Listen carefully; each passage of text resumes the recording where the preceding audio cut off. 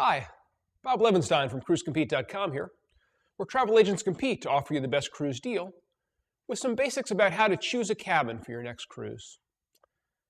Cruise ships offer many different categories of cabins or staterooms, but which one is right for you? Here are some basic tips to help you make the best cabin choice.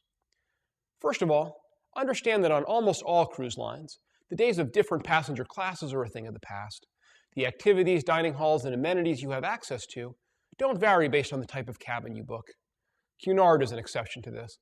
So your cruise cabin choice is really just about how you plan to spend your time in your room and how much money you want to invest in your cruise vacation. Cabins vary by ship, but there are a few basic types you should be familiar with. Inside cabins are the least expensive option and are exactly what they sound like, windowless rooms on the interior of the ship.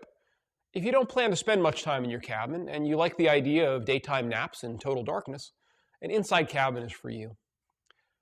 Outside cabins are rooms with a window or sometimes a porthole, though these generally don't open. Usually only slightly more expensive than inside cabins. Outside cabins are a good choice on 3 to 5 night cruises. The reason for this is supply and demand.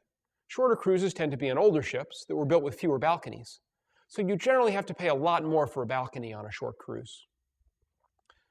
Balcony cabins have a door that opens to the outside and a balcony that usually accommodates a couple of chairs and a small table.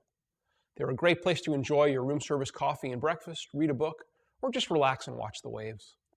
On newer ships with lots of balconies, these cabins don't tend to cost a lot more than outside rooms, so I would highly recommend booking a balcony cabin on a 7-night or longer cruise.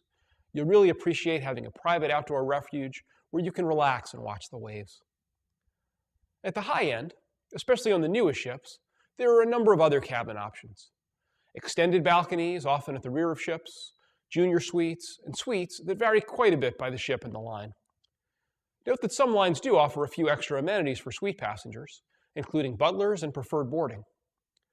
Cruise line websites generally provide maps, photos, and even virtual tours, so you can get a very good idea of the accommodations before you book. As these higher-end cabins tend to be limited in number, make sure you book early to get exactly what you want. Triple and quad cabins are available on most ships for families traveling together, especially those with younger children. This is a good way to save money, but note you will be in very close quarters. You might also consider adjoining cabins or even a balcony for the parents with an inside across the hall for the kids. As triples and quads are also limited in quantity, make sure you book these early as well. Guarantee cabins aren't a cabin type, but a way of purchasing. You pick the kind of cabin you want, i.e. inside, outside, balcony, and the cruise line decides which cabin in that category they want to put you in. In exchange for giving the line this flexibility, you get a lower price and the chance of getting an upgrade to a higher deck.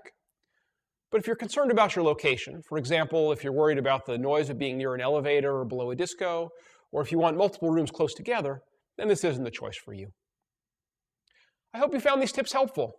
This has been Bob Levenstein, CEO of CruiseCompete.com, where travel agents compete to offer you the best cruise deal, wishing you many wonderful and memorable cruises.